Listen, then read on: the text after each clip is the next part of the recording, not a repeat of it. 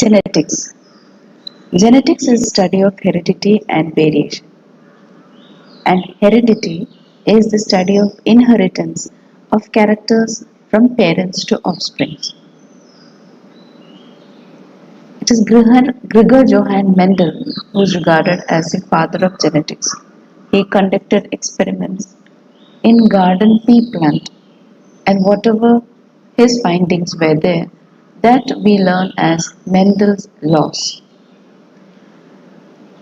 Now, genetics is a study of heredity and variation. So, what is variation?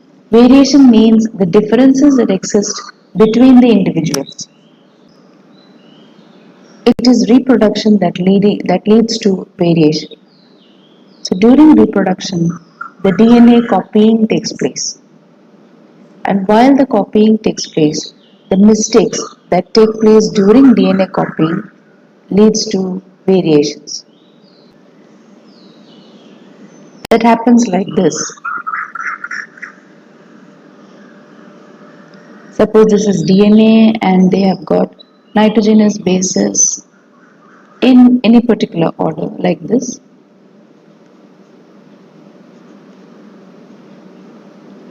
And now when they have to copy, DNA copying takes place, the two strands will separate.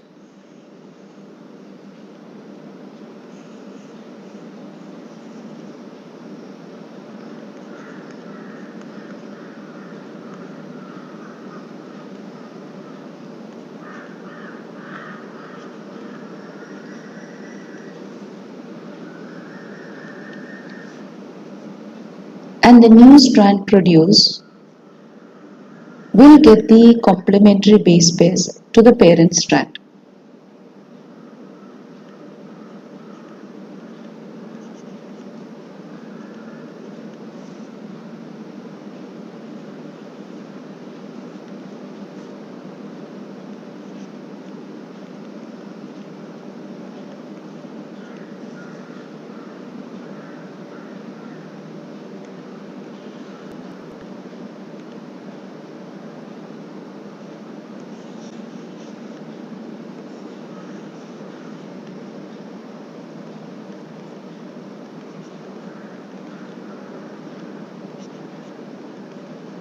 And that's how we get a new DNA molecule by the DNA copying mechanism.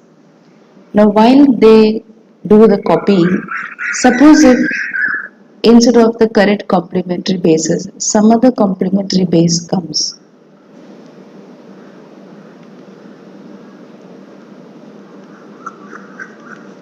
Then we say a mistake has occurred.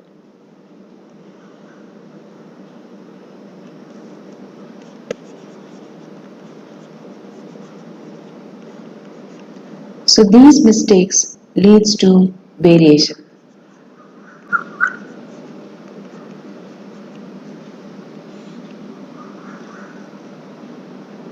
As seen here in the figure, this is the parent, and from there after the cell division, there is a variation in one of the offsprings, and that variations are also inherited to the next generation.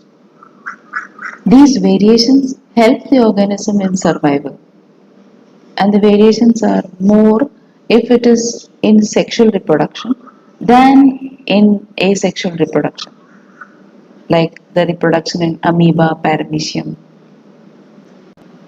Because in sexual reproduction there is fusion of gametes, so and then there is crossing over of genes. That's why there would be more variations in that case. Whereas in asexual reproduction, there's only one parent that's getting inherited to the next generation. So there is variation that is less. Now, Mendel's laws of inheritance. The first one is law of dominance. Gregor Johann Mendel, 1822 to 1884. Mendel was educated in a monastery and they went on to study science and mathematics at the University of Vienna. The failure in the exams for teaching certificate did not suppress his zeal for scientific quest. So he went back to the monastery and started growing peace. The Mendel blended knowledge of science and maths and was the first one to keep count of individuals exhibiting a particular trait in each generation. This helped him to arrive at the laws of inheritance. The law of dominance states that if two plants that differ in one character are crossed, only one of the trait is expressed in F1 generation, and that trait is called dominant trait, and the hidden trait is called recessive. Mendel studied around 7 characters in pea plants, and each character has got two opposite traits. For example, the character's stem height. This is the character. The stem height has got two opposite traits. One is tall and the other is short or dwarf. So what Mendel observed is when a tall pea plant is crossed with a short one in the first generation, that is F1 generation, all the plants were exhibiting only one trait, that is the tall trait.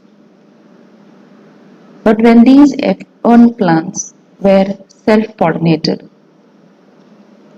like this, when they were self-pollinated, in the F2 generation, he got both the traits, but in a ratio of 3:1, where the tall pea plants were more than the dwarf.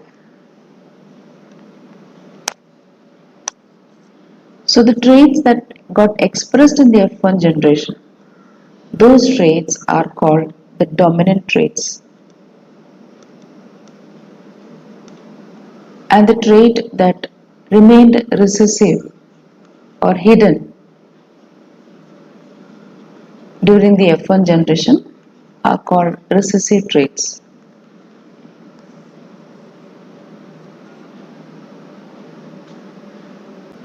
Now this is one more example where a violet colored pea plant flowers crossed with white flowered pea plant.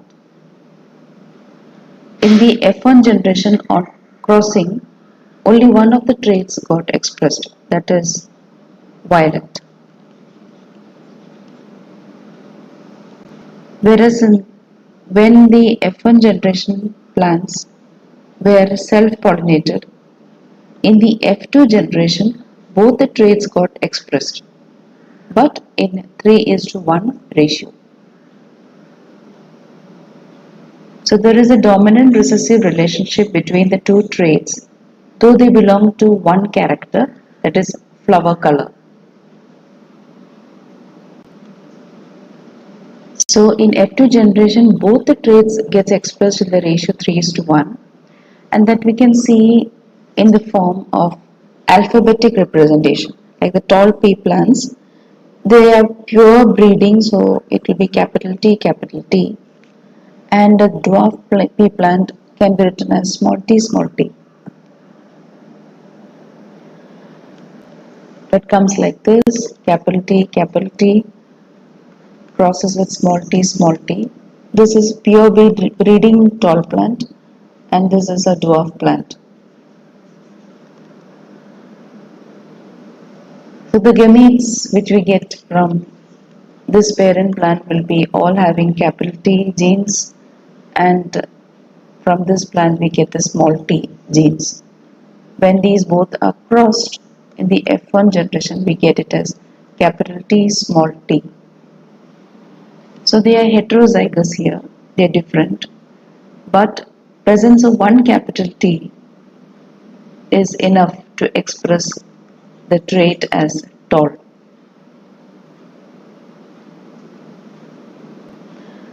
And when the tall pea plants are crossed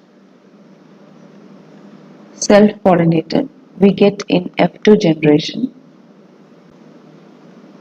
capital T, capital T, capital T, small t, capital T, small t, small t. So as they say, only a single copy of capital T is enough for dominant. For showing the dominance. All these three, though capital T represents a homozygous combination of alleles and capital T small t represents heterozygous combination of alleles. But still, phenotypically, externally, they will be all tall plants.